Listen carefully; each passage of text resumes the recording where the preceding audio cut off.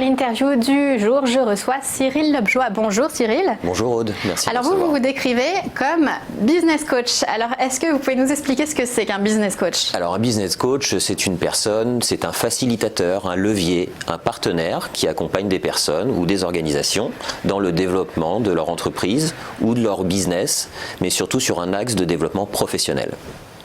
Qu'est-ce qui vous a mené à devenir coach? Alors, avec une expérience d'une quinzaine d'années dans des maisons de luxe, dans la direction commerciale, j'ai été amené à manager pas mal de personnes.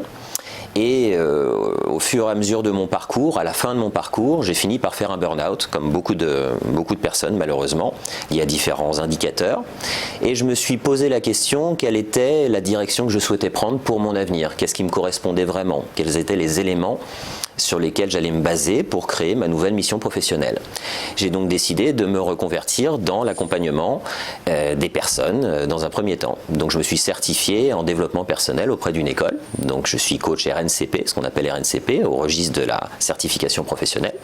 Et par la suite, j'ai acquis des compétences. Je me suis formé auprès de différentes écoles, l'EM Lyon notamment, qui est une business school, qui est bien connue bien sûr, sur différents éléments pour aborder le développement professionnel et devenir ma spécialité étant, comme on l'a dit, business coach, d'accompagner les personnes sur leur évolution de carrière notamment. Oui, donc il y a un côté humain dans tout ça. Quelle est la demande en général de ces personnes? Alors, oui, c'est humain. Hein. C'est comme nous en parlions, je reçois les personnes à mon cabinet, en one-to-one, en vis-à-vis. Je me déplace parfois sur leur lieu, sur leur entreprise. Mais les demandes qui sont souvent axées sur l'évolution de carrière, essentiellement, sur la négociation de temps en temps, pour pouvoir obtenir un nouveau poste, pour pouvoir négocier un salaire de temps en temps aussi. La gestion de projets entrepreneurial, lorsque vous partez de votre entreprise et que vous avez un projet en tête, de quelle manière vous allez le développer, de quelle manière vous allez réfléchir à ça. Et enfin, la réorientation de carrière. Vous pouvez décider de changer de secteur d'activité, par exemple, et de faire un point pour regarder qu'est-ce qui vous correspond vraiment, quel est votre avenir et dans quel domaine vous allez pouvoir vous épanouir par la suite. Est-ce que ce sont des managers, des salariés? Est-ce que vous vous intéressez à un secteur en particulier? Alors, ça varie selon les clients. Moi, je suis plutôt principalement axé sur 3 typologies. Des salariés, bien sûr, en entreprise, mais qui sont souvent des managers avec des équipes qui souhaitent améliorer, je dirais, leur image, leur posture, leur communication en entreprise, avec leurs équipes notamment. J'ai une partie de ma clientèle qui sont des dirigeants. Ces dirigeants-là viennent me voir pour travailler aussi leur posture, leur vision stratégique de leur entreprise, avoir une notion de partage auprès de leurs salariés, auprès de leurs associés parfois aussi. Et enfin des entrepreneurs. Ces entrepreneurs sont des personnes qui souvent quittent leur entreprise, quittent leur activité pour se lancer dans un nouveau projet et développer notamment leurs compétences, développer leurs talents, développer leurs soft skills. On en parlera, je pense, un petit peu plus tard. Et en quoi vous vous différenciez des grands cabinets qui proposent aussi beaucoup de conseils et sûrement aussi du coaching? Alors, de par mon expérience qui est unique en tant qu'ancien directeur commercial pour des grandes maisons de luxe notamment, donc j'ai tout mon parcours professionnel dans lequel je maîtrise le management d'équipe, je sais ce que c'est que le reporting auprès de la direction, je l'ai vécu au quotidien. Donc ça, c'est la première chose. Tout mon parcours de certification diplômant pour mon parcours de coach, en design thinking notamment, en copywriting, des notions d'effectuation que j'ai travaillé notamment encore une fois à l'EM Lyon. Et surtout, je suis coach, mais je suis aussi consultant. C'est-à-dire que pour les entrepreneurs notamment, j'ai toute la notion de développement digital que j'ajoute à la partie coaching.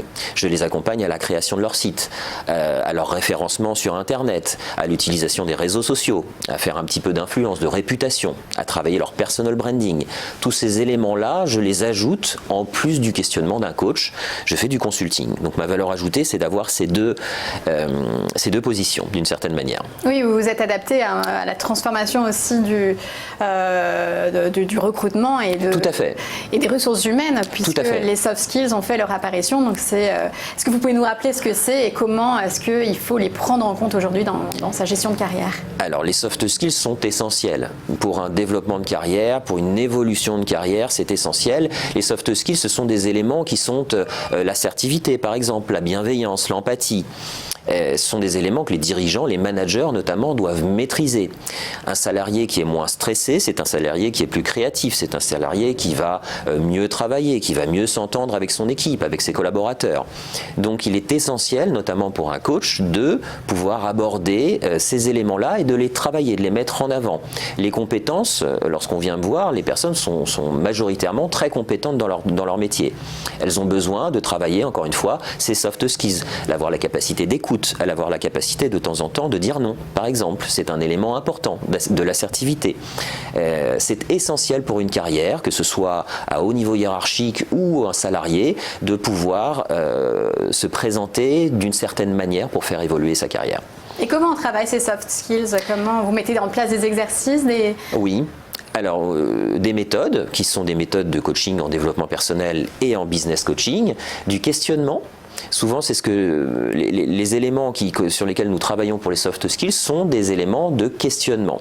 Comme je dis souvent, ce ne sont pas les réponses qui sont importantes, ce sont les questions et les prises de conscience qu'il y a derrière.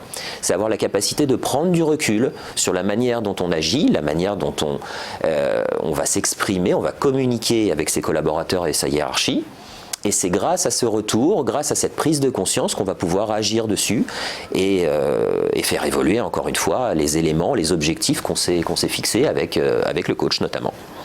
On sait que la nouvelle génération Y et même Z, on demande plus fort d'épanouissement au travail et d'équilibre entre vie personnelle et vie professionnelle. Est-ce que vous abordez justement la vie personnelle avec vos clients? Essentiel, notamment pour les dirigeants et les managers qui ont beaucoup de responsabilités, qui ont besoin de respirer, j'ai envie de vous dire. Donc nous abordons bien évidemment, je suis certifié en développement personnel à la base, donc nous abordons bien évidemment l'alignement vie personnelle et vie professionnelle. Il est important de pouvoir rentrer chez soi, décompresser, avoir une vie personnelle équilibrée, faire du sport, avoir un entourage qui soit proche, pouvoir penser à autre chose. C'est des éléments qui interviennent dans toute la mission coaching. Encore une fois, les compétences sont souvent extrêmement bonnes. Il faut avoir la capacité, en tant que dirigeant parfois, de prendre du recul et de laisser de temps en temps son ordinateur, son téléphone, ses coups de fil, ses associés, ses collaborateurs pour pouvoir revenir avec de l'énergie, pouvoir réfléchir. Les phases où on ne fait rien sont des phases qui sont importantes. En coaching, j'incite parfois des dirigeants qui ont une grosse responsabilité à ne rien faire, à attendre, à prendre du temps pour soi, pour pouvoir réfléchir et prendre du recul. C'est essentiel. C'est des gens qui courent après la montre. Et de temps en temps, il faut savoir s'arrêter. Et est-ce que vous travaillez pour certains cas avec d'autres partenaires, d'autres maisons ? Oui, tout à fait. Alors il y a un élément qui est important pour moi. Je suis bénévole pour une association qui s'appelle l'Apitech. L'Apitech, c'est une association qui regroupe des startups qui agissent et qui ont des business models qui sont axés sur la qualité de vie au travail, le bien-être au travail. Donc je suis coach officiel avec 2 coachs de ma promotion, que je salue d'ailleurs, et nous intervenons auprès de cette association, donc l'Apitech, pour organiser des ateliers de co-développement notamment, des conférences sur certains sujets qui sont liés au bien-être au travail. Et deuxième petit élément sur lequel je travaille actuellement, je suis formateur pour la plateforme Udemy. Udemy, c'est une plateforme de cours en ligne qui est assez célèbre désormais, et je suis formateur pour Udemy for Business, donc pour les entreprises, concernant la prise de parole en public. Et on va pour finir, est-ce que vous pourriez nous donner un ou 2 conseils que vous jugez indispensables aujourd'hui pour gérer son image peut-être ? Alors, comme je vous l'expliquais, je pense qu'il faut avoir la capacité de temps en temps de sortir aussi de sa zone de confort. C'est un élément en tant que coach que nous travaillons avec les managers, avec les dirigeants, avec les entrepreneurs parfois. Nous avons tendance à rester dans notre propre zone. Donc il faut avoir la capacité de temps en temps de sortir de cette zone de confort, traverser ce qu'on appelle la fear zone, donc de cette zone de peur, pour aller sur une autre zone que nous appelons la learning zone, donc une zone où on va apprendre quelque chose. Et au terme de cette zone-là, vous avez la growth zone, ou la zone d'épanouissement, où on se grandit. Donc un premier conseil, ce serait d'avoir régulièrement la capacité, de se faire accompagner si nécessaire, mais de sortir de sa zone de confort. Et deuxième petit conseil, c'est essayez, agissez, n'ayez pas peur de l'échec. L'échec, pour moi, est un diplôme. L'échec est une expérience. On vous pardonnera toujours d'avoir fait, peut-être d'avoir échoué parfois, mais c'est l'immobilisme qui est pénalisant. Donc, dans la mesure du possible, agissez, faites des choses, créez un environnement qui vous permettra de sortir un petit peu de votre zone de confort, de façon personnelle et professionnelle. Hein, c'est pas uniquement pro, ça peut être les deux. L'épanouissement est de l'autre côté de la zone de confort, toujours. Et dans les personnes que vous avez coachées, est-ce que vous avez des cas, des évolutions qui vous ont marqué? Oui, notamment récemment un dirigeant associé dans un cabinet qui était extrêmement pris par son travail, comme on le disait, qui avait la tête extrêmement prise à ça et qui se sentait souvent isolé dans ses prises de décision, dans ses réflexions. Je l'ai accompagné à prendre du recul, effectivement, à s'aligner sur sa vie professionnelle et sa vie personnelle, d'avoir la capacité aussi de partager ses craintes parfois, sa vision stratégique, de sortir un peu de cet isolement pour pouvoir en parler aussi avec ses associés parfois et ses collaborateurs. Et ça m'a marqué parce que c'est une personne qui était quand même assez stressée, qui était très prise par son travail.